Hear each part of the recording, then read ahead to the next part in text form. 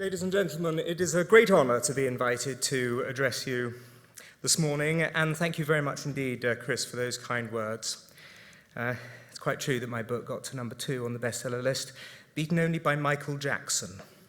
If you want, in a single kernel, the collapse of Western civilization, maybe that. In speaking to you about the legacy of the English-speaking peoples, there is, obviously just in the title of that, a rather doleful, lapidary side to it. The overtones aren't good. You don't care about people's legacies until they're dying.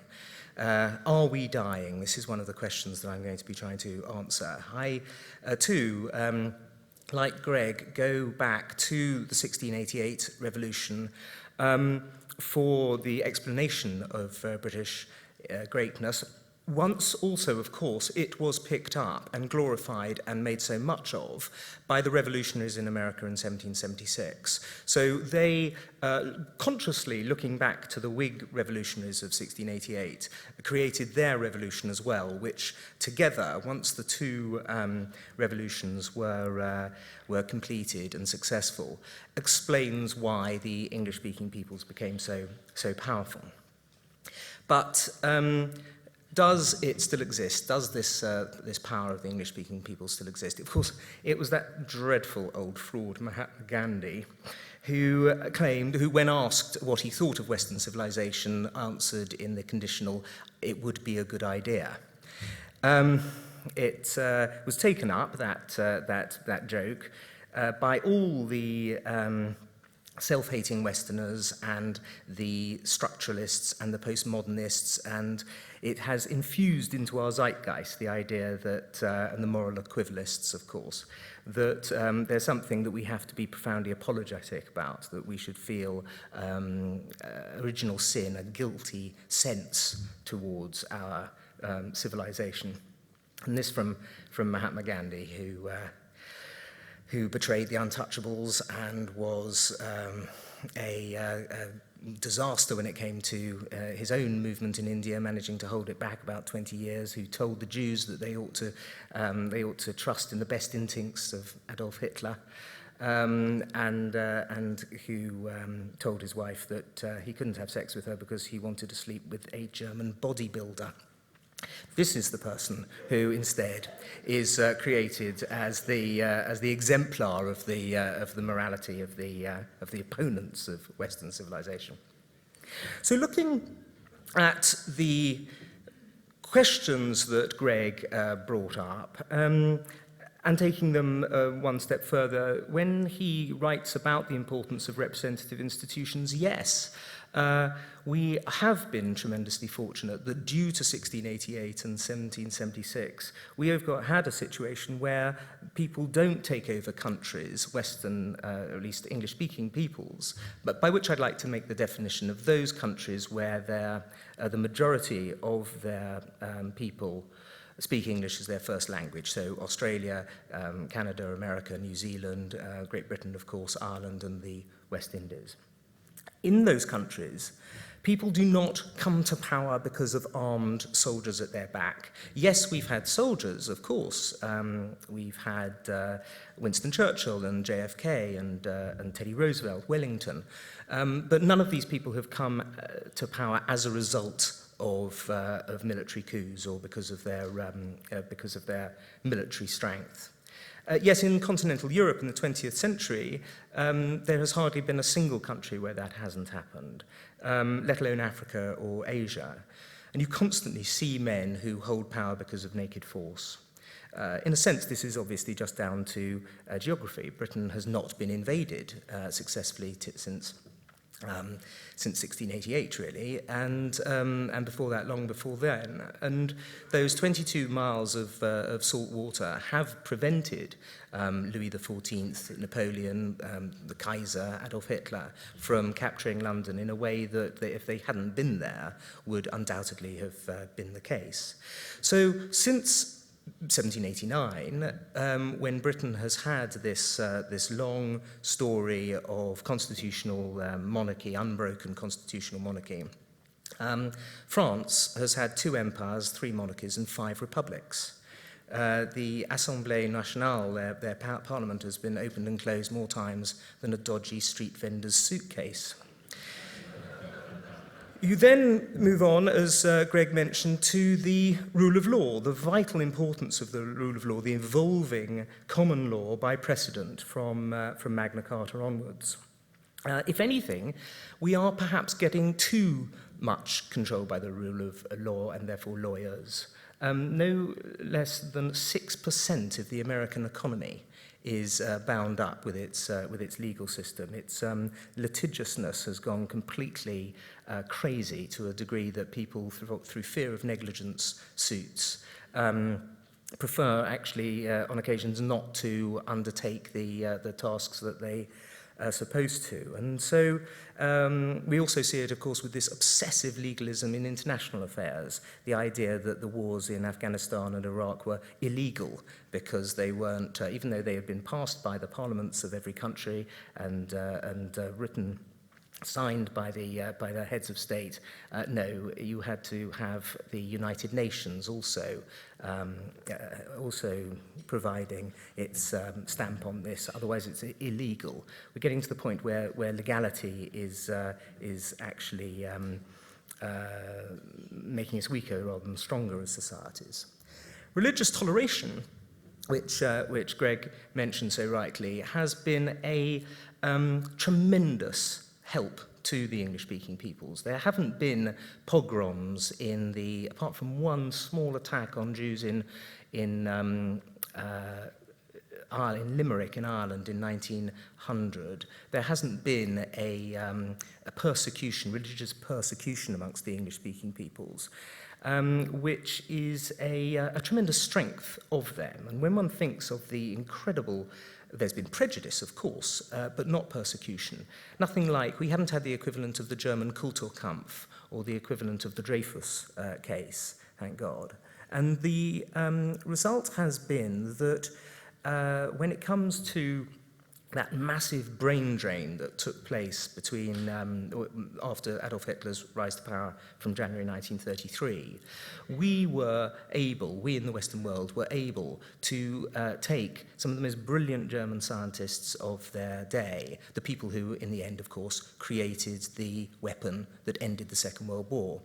I once asked General Sir Ian Jacob, who was Winston Churchill's assistant military secretary, why it was that we won the war. And he said, I think that, I often think about this, I think that it really comes down to the fact that our German scientists were cleverer than their German scientists. And if you look at it, the numbers are astonishing. Between 1901 and Hitler coming to power in 1933, the Americans only won 5 Nobel Prizes to Germany's 25. In the second half of the 20th century, however, once this brain drain had happened, once this great flight of Jewish intellect to the English-speaking peoples, many of it, of course, to Los Alamos, in New Mexico, had taken place. In those next 50 years between 1950 and the year 2000, Germany won only 16 Nobel Prizes to America's 67. That was the extent of the brain drain. And it came as a result of our religious toleration, and indeed Germany's religious intoleration. You see also in free speech, the whole concept of free speech and the way in which after the American First Amendment and also after the growing laws helping freedom of the press, that has proved a tremendously important aspect in fighting corruption. In the American continent, of course, when you look for the 2 places which have worst political corruption, Louisiana and Quebec, neither of them were colonized by the English. The free market, too, is something, as Greg also pointed out, something that stemmed from the 1688 revolutions, and was picked up very much by the Americans, especially after 1776. Although the English-speaking peoples only make up 7.5% of the world's population, they produce no less than 35% of the world's GDP. The sense that universities are unshackled, unbridled intellectually, that we believe in an open interplay of ideas, these things have meant that the English-speaking peoples have, since 1900, been in the absolute forefront, the absolute cutting edge of all of the great revolutions: the automotive, aeronautics, computer technology, finance, biotech, IT, internet, you name it, the English-speaking peoples have, up until now at least, always been in the forefront. Now, we didn't invent these laws, these great things. Yes, we had our revolution. Was it our revolution? It was a Dutch revolution, in fact. In a sense, it was a Dutch invasion, but welcomed over, of course, by the Whig aristocrats and merchants. We didn't invent law. That was the Romans. We didn't invent democracy. That was the Greeks. We didn't invent Protestantism. That was the Germans. We didn't invent the Enlightenment. That was the French and the Scots. We didn't invent capitalism. That again was the Dutch. But we did adapt them to the values of the 1688 and 1776 revolutions. And so when, in my view, we look at the continuity between the British Empire and the American Republic, it is a case of a baton being passed. When we look at the Roman Empire and the Roman Republic, only historians and pedants, and the two aren't mutually exclusive, I assure you, will argue that there is a huge difference between the two. Really, the difference is rather like the difference between the British Empire and the British and the American imperium that has come. And of course, one of the great things that has helped us as the English-speaking peoples, and continues to and will in the future, I believe, is the fact that although England itself only covers 1.3% of the world's land surface, its language is understood is spoken by nearly 25% of the world's population, and is on the verge now of becoming the world language. One doesn't like to use the phrase lingua franca.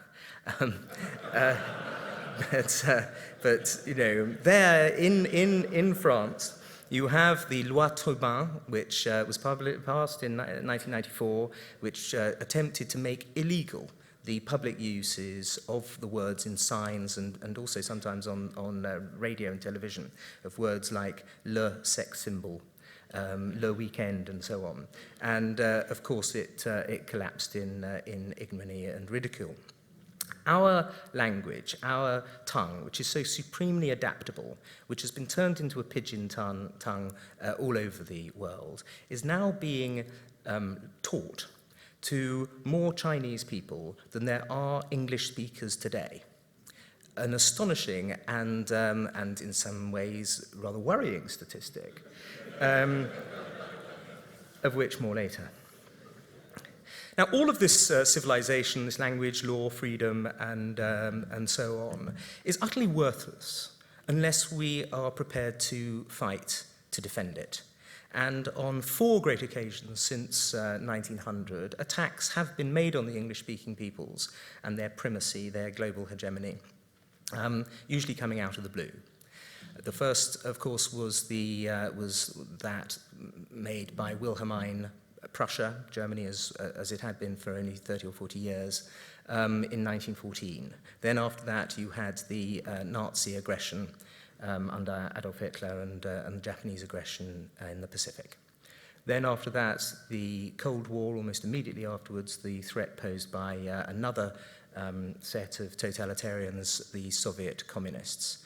And after that, obviously, post 9/11, the 4th great assault on the English-speaking peoples by the, again, totalitarian Islamic fundamentalists, entirely unappeasable people. We know they're unappeasable because if they're appeasable, the French would have appeased them by now.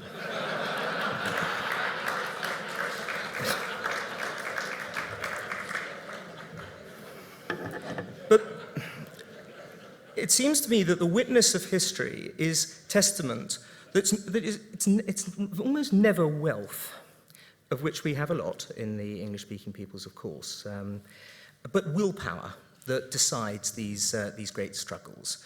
The Romans were richer than the Huns, the Ottomans were richer than the Turks, and the Mongols. The Bolsheviks were far poorer than the Romanovs. The Nazis had virtually no money in 1923 to 1933, and yet it was the groups that had the aggression and the revolutionary capacity and the willpower and the ability to take on these much more wealthy, powerful groups that eventually prevailed. And in a sense, of course, they're attacked, because greatness naturally leads to attacks. The Roman Empire was constantly being attacked. The British Empire hardly had a year of complete peace. Somewhere or another there were going to be attacks, and now, of course, America and the rest of the English-speaking peoples are under attack. Envy, Churchill said, might be the baron of all vices, but it's also one of the most common. And to hate the top dog is a natural part of the human condition. There's a great quotation from Lord Curzon, who, when Viceroy of India, wrote to Lord Salisbury's nephew, son-in-law, the First Lord of the Admiralty, Lord Selborne. And he said, I never spend 5 minutes in inquiring if we are unpopular. The answer is written in red ink on the map of the globe. No, I would count everywhere on the individual hostility of all the great powers, but would endeavour to arrange things that they were not united against me. And the first condition of success in such a policy is, in my opinion, to be as strong in small things as in big. Constantly to seek popularity, it seems to me, is an unmanly and ultimately self-defeating policy in a great power. Too much introspection is unhealthy, even degenerate. The attacks on the English-speaking peoples have very often come from out of a clear blue sky, and they've often started with early defeats. We saw that at Black Week, at the opening round of the Boer War, of the initial success of the Schlieffen Plan, which was only stopped several months in 1914. Then, of course, the Blitzkrieg against Poland in 1939, the attack on Pearl Harbor, both the Berlin airlift and the building of the Berlin Wall in 1948 and 1961, respectively, came out of clear blue skies. The North Korean invasion of the South, the Suez Crisis. Nobody was expecting the sudden nationalization of the Suez Canal on the 26th of July 1956. The Falklands. We woke up one Saturday morning to find that Argentina had attacked the Falklands. The first Gulf War, again, was not flagged up to anyone any more than was 9/11. As Paul Wolfowitz said, the most surprising thing about surprise attacks is that we're still surprised by them. Occasionally, the English-speaking peoples have, when they have seen obvious attacks about to be made upon them, they have attacked first.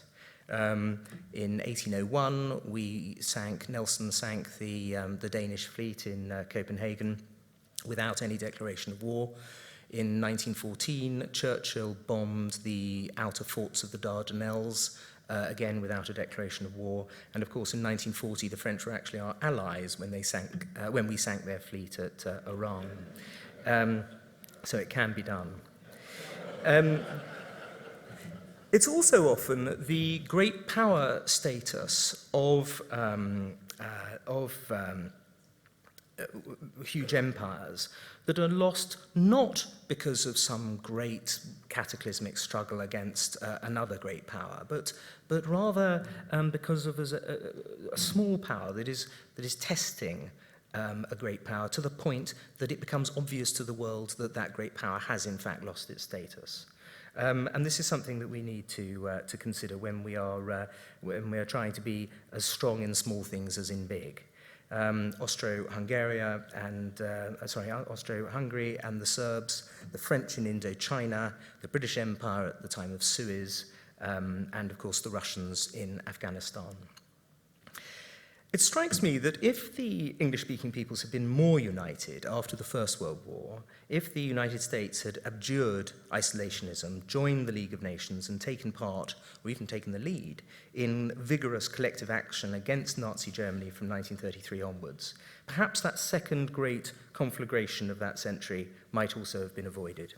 As it was, much of Europe fell prey to fascism, as you heard from Greg, and those parts that escaped it fell prey to appeasement and pacifism. It was Winston Churchill in 1938 who said, "It is the English-speaking peoples who, almost alone, keep alight the torch of freedom. These things are a powerful incentive to collaboration. With nations as with individuals, if you care deeply for the same things and these things are threatened, it is natural to work together to preserve them." When the English-speaking peoples are united, we tend to win. When not, Suez being a classic example, Vietnam again, things have tended not to go so well. Fortunately, in both Iraq and Afghanistan, Prime Minister Blair and George Bush and David Cameron and Gordon Brown before him stood shoulder to shoulder with the rest of the English-speaking peoples in America. It cost Tony Blair the premiership.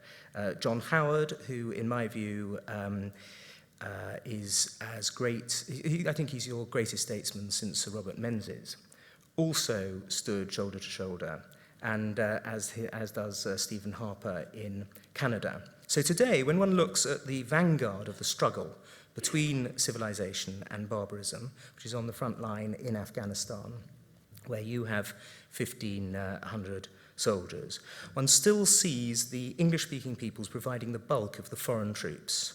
One hopes that they will prove equal to the challenge of the future. That will only be possible if they continue to cleave to the values that made them great. Yet, an even worse existential threat than Islamic totalitarian fundamentalism faces them in the future. I think Clive Bell's definition of civilization is as good as any, taken from his book Civilisation, which was published in 1928, in which he defined it as, quote, "a taste for truth and beauty, tolerance, intellectual honesty, fastidiousness, a sense of humour, good manners, curiosity, a dislike of vulgarity, brutality, and overemphasis, freedom from superstition and prudery, a fearless acceptance of the good things in life, a desire for complete self-expression and a liberal education, a contempt for utilitarianism and philistinism." I believe the fifth great challenge of the future, not just to the English-speaking peoples, but to Western civilization itself, is well underway. And it doesn't come from the coming nuclearization of Iran or the terrorism of Al-Qaeda, viciously destabilizing as both of those undoubtedly are. For, judged by Bell's definition, and for all its undoubted high civilization in the days of Ming porcelain and the invention of printing, today's China is a very far from civilized country, and looks set to move yet further away from the kind of civilization as defined by Bell in the foreseeable future. For should China ever achieve hegemony over our planet, something that is certainly not inconceivable on present trends, and might well happen in our children's lifetimes if not our own, then the prospect for the survival of the legacy of the English-speaking peoples, of those liberal values of which Greg and I have been speaking, would be terrifyingly bleak. All that would stretch forward in the life of this planet would be a new dark age, in which the global whip hand belonged to one of the most unpleasant totalitarian regimes on today's planet, one whose leaders are activated by instincts diametrically opposed to the generous, open, enlightened ones that I've been describing. For the revolutionary clique that the nomenclature that controls China does not believe in any of those values that made the English-speaking peoples great, except one, which is precisely the thing that is presently making them great. They despise representative institutions, they waive the rule of law, they persecute religious faiths, and they crush freedom of speech. Only the free market, only to the free market capitalism do they adhere for as long as it serves their purposes, and because it is also non-violent. They can learn from history, they do learn from history, they are learning from history, and they are not making the errors of the past and challenging the English-speaking peoples militarily, at least yet. Instead, as in Oriental martial arts, they're using their opponents' very strengths, in the case our free market beliefs in this case, against us and beating us at our own game. The English-speaking peoples became powerful since the Industrial Revolution because we produced the goods and services the rest of the world wanted at prices it could afford. The Islamic fundamentalist threat, the fourth threat that I mentioned, but is now, I believe, containable and will play itself out if we continue to show strength abroad and vigilance at home. No, it is the fifth threat to the English-speaking peoples from China that might well be the existential one. For there's absolutely nothing about human affairs that suggests that democracy must inevitably triumph over dictatorship, civilization over barbarism, or good over evil. As John Stuart Mill warned in his book on liberty, quote, "It is a piece of idle sentimentality that truth, merely as truth, has any inherent power denied to error of prevailing against the dungeon and the stake." Modern China is the country of the dungeon with its vast hidden gulag complex of political prisoners and of the stake with its world record in the number of people it executes, as Amnesty International stated in a recent report, extensively, arbitrarily, and frequently as a result of political interference. Great civilizations of the past. One thinks of the Romans crushed by Attila, or the Aztecs and Incas falling before the conquistadores, the Spanish Moors expelled by Ferdinand and Isabella. They have succumbed to the energy and might of their enemies for multifarious reasons adumbrated by historians such as Gibbon and William Prescott. So there's nothing inevitable in the future triumph either of democracy or the English-speaking peoples. Indeed, as Earth's proud empires pass away, so the Himmel tells us, it's perhaps more likely that the power of the English-speaking peoples is on the wane now, 2.5 centuries after the Industrial Revolution. Meanwhile, China has entered the 21st century with a burgeoning economy, a totalitarian political system, a vast army, and a regime which boasts the doleful combination of a resentful historical memory and a quiet but implacable determination to succeed. If you think I'm merely playing the role of the fat boy in the Pickwick Papers who wants to make your flesh creep, consider these seemingly random facts that I've plucked almost at random from recent news stories, which, taken singly, might not individually amount to much, but which I believe that taken together provides us with a scenario for the future that should indeed worry us about how much longer the English-speaking peoples can enjoy their place in the sun. The latest IMF reports that China could be the world's largest economy by 2016. It's only 5 years away. Although the accounting for this requires adjustments for the purchasing power of the two countries' currencies, the date is not that much retarded even when taking that into account. The Economist predicts that it'll happen in 2019, for example. Although the average American is, of course, 10 times richer than the average Chinese, China has $3 trillion in foreign reserves. At the risk of sounding like another H.W. Seeger, who predicted the end of China's long sleep as far back as 1907, in March 2011, China has become the world's leading manufacturer by output, returning the country to the position it occupied in the early 19th century and ending the United States' 110-year run at the top of that ranking. The next month, in April, we learnt that China's first quarter GDP grew at a higher than expected 9.7%. We can only dream of numbers like that. Your outgoing ambassador, the Australian outgoing ambassador for Beijing, Dr. Jeff Raby, has stated in his farewell address that the Chinese economy will double in the next 10 years. In the last 30 years, China has doubled its GDP 3 times. The only historical precedent for this was Britain in the Industrial Revolution and America in the last 50 years of the 19th century, which doubled their GDP, but only once in half a century, not thrice in 3 decades. Cardinal Joseph Zen, the former bishop of Hong Kong and advisor to Pope Benedict on matters Chinese, has been speaking up about the way artists, lawyers, and bloggers have disappeared in China since the Middle Eastern democracy movement took down the Tunisian and Egyptian regimes in February. They want a Catholic Church completely obedient to the government, he warns, and they are succeeding. Meanwhile, the methods used against the non-political, non-violent sect Falun Gong, including mass imprisonment, public book burnings, beatings, cigarette end burnings, hot iron branding, and scores of other well-documented acts of torture, have led to the deaths of over 1,000 people. Torture and ill treatment remain widespread, reports Amnesty, while in the US, the Congressional Women's Caucus has drawn attention to China's, quote, appalling human rights record and its practice of female infanticide, forced abortion, and the abortion of female fetuses. China also has an appalling environmental record, as pollution often goes in hand with corruption. The Three Gorges Dam project on the Yangtze forced no fewer than 700,000 people to leave their homes, yet water quality on one stretch of the river, it was discovered, was unfit for human consumption, and there is now the prospect of the 140-mile stretch of the river along the Three Gorges turning into a giant cesspool. Consider, too, China's automatic responses to issues like SARS and avian flu, which is to lie and cover up as much as possible. A Chinese artist who has only recently been released last couple of days after 3 months in jail simply for actually naming the children who were killed in a recent Chinese earthquake. Got 3 months for that. China has the world's largest program of internet censorship, all too often aided by software produced by Western countries. In his recent speech to the Shanghai International Film Festival, Rupert Murdoch pointed out how China only allows a quota of 20 foreign films to be imported a year.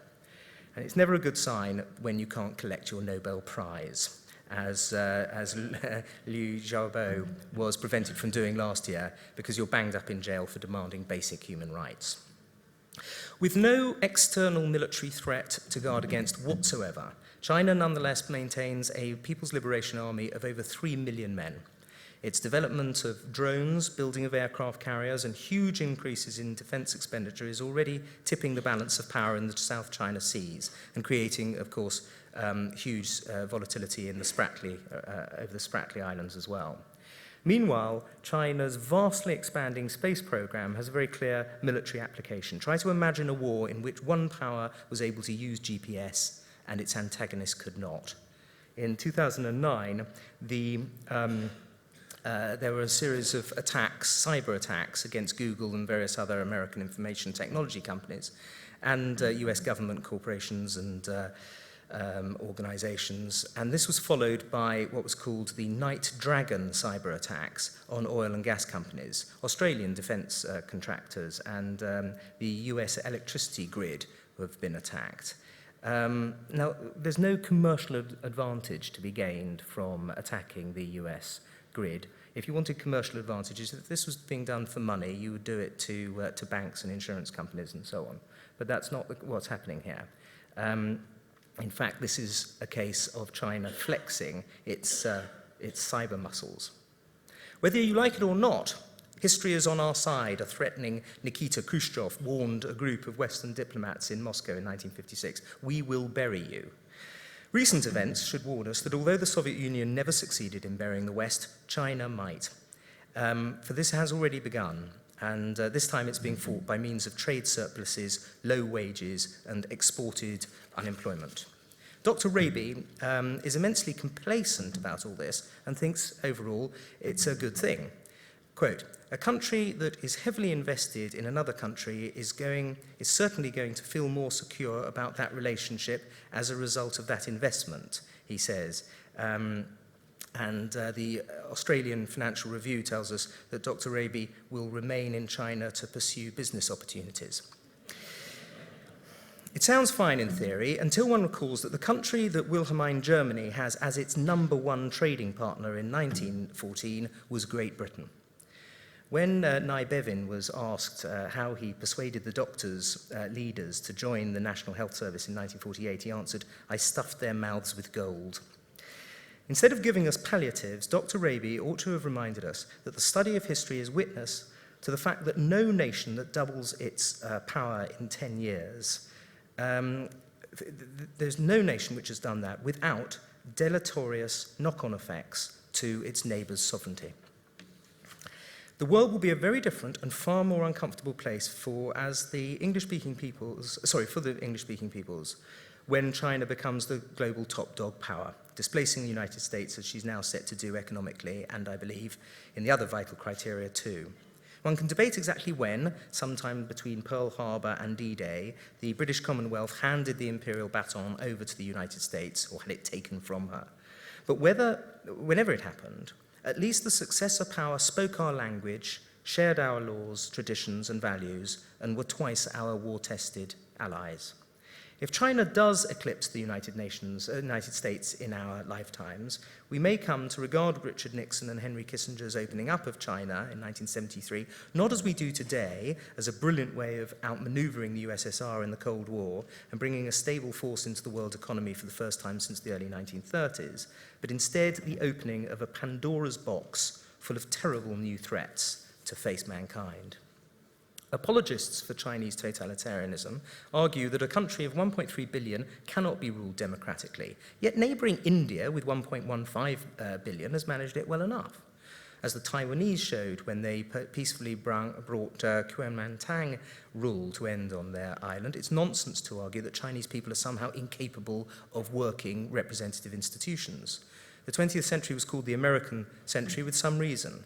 But with China's ceaseless saber-rattling against democratic Taiwan, her boot on the neck of Tibet, threats against Vietnam and the Philippines in the South China Seas, and her enabling relationship with North Korea over its nuclear weapons program, China's international behavior hardly augurs well for a peaceful Chinese century. China is now the only empire left in the world, in the sense of a multicultural entity held together by force. And soon, the most powerful nation in the world will not be a liberal democracy, but instead an authoritarian, totalitarian, nominally communist dictatorship. This will inevitably call into question whether Western-style liberty really is the best form of government. Historically, rich middle classes have demanded a say in their own government, but in the case of China, what if they're so happy at this astounding economic growth that they don't want to jeopardize it by importing democracy? Perhaps the Sinophiles, of whom we must expect many more in our society, culture, and media, because opportunists always gravitate towards the strong and the powerful, are right when they claim that China has no interest in translating its economic power into hard or even soft power, that the days of the great Khans are over and Chinese are too sophisticated and Zen-like to lust for backward Western concepts like imperium and hegemony. All I can say is that the witness of history bears testament to this, that when the leaders of a nation find that they can exercise soft or indeed hard power without significant drawbacks, they tend to do so. China's behavior towards each of its neighbors, except, of course, the psychologically disturbed North Korea, suggests that while soft power corrupts, hard power will corrupt absolutely. You in Australia are on the front line of these terrifying developments. In 20 years' time, there will be 15 cities in China as big as the total Australian population. Immigration will become a vital issue, indeed a weapon. And if all your business is done with China, and at the moment the majority of it is, especially in your growing areas of resources, if your mouths are stuffed with gold, and you will find it hard to refuse China's demands to export its population, and that the old cry of racist will be used against you when you try. Foreign direct investment in Australia from China has grown 12 times between mid-2007 and mid-2009. Your Foreign Investment Review Board has accepted 230 proposals worth $60 billion, but only imposed any conditions on 6 of them. I'm not going to go into the details of Josh Frydenberg's warning over foreign purchases of great tracts of Australia, or what WikiLeaks told us about BHP, in my view, being very patriotic in lobbying against Chinalco.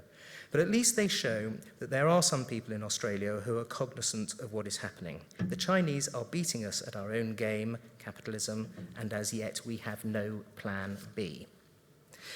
Of course, there are grounds for hope that the Chinese threat might implode before my dystopian vision becomes a reality. Only last week there were riots in 3 provinces with cars being set on fire, although they were met with murderous force from a regime that has no intention of apologising for killing 5,000 of its own citizens in the capital's central square on one day. As Gideon Rachman recently pointed out in the Financial Times, the US has a global reach and a technological sophistication that China is nowhere near matching. The US is also ahead on soft power. China, as yet, has no equivalence to Hollywood, Silicon Valley, or the American dream, as yet. Moreover, there are 118 boys born in China for every 100 girls in 2010, which is an increase on the 2000 imbalance. So in about 20 to 25 years' time, there will be not enough brides for 1/5 of today's baby boys, with potentially hugely destabilizing social consequences. As well as demographic problems, China faces formidable political, regional, environmental, and ethnic ones, of course, and presumably its present astonishing 8 to 10% annual growth rates must tail off at some point. China's seemingly inexorable rise, it seems to me, is no reason that we should make her path to greatness easier or quicker. Indeed, it should be a reason for the West to retard the day when China overtakes us. Yet President Obama pursues a foreign policy that denies the existence of rivals, acknowledging only partners.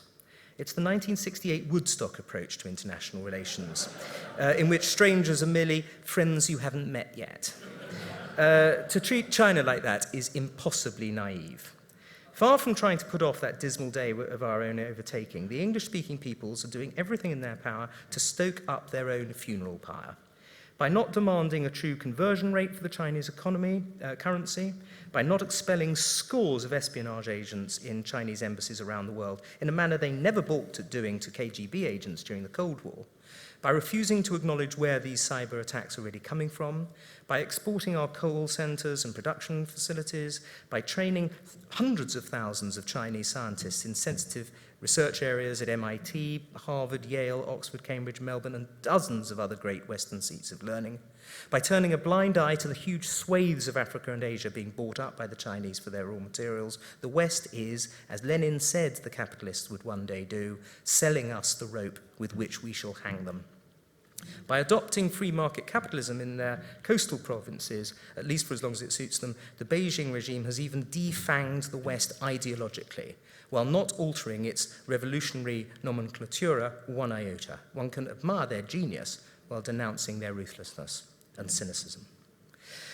The writer and philosopher Umberto Eco has spotted this process clearly, writing in La Repubblica about how, quote, it has become clear that the next great confrontation foreseen by the US will be with China. There is no reason to suppose that this will take the form of a war, but it will certainly be an economic and demographic conflict. You only have to visit an American university to see how Asian students are taking more and more of the scholarships and research positions. Here in Australia, you have your most important economic relationship with China, but your most important military relationship with the US, as does Japan and South Korea. Sooner or later, these must diverge. And so you will find yourself in the vanguard of the next great struggle of the English-speaking peoples. It will be made all the more difficult and confusing and morally challenging because it will not be a military struggle of the kind that simplified the anti-totalitarian struggles for earlier generations of Australians. Civilization is, as Evelyn Waugh reminded us when writing of Rudyard Kipling, the work of centuries, which is laboriously achieved but only precariously defended.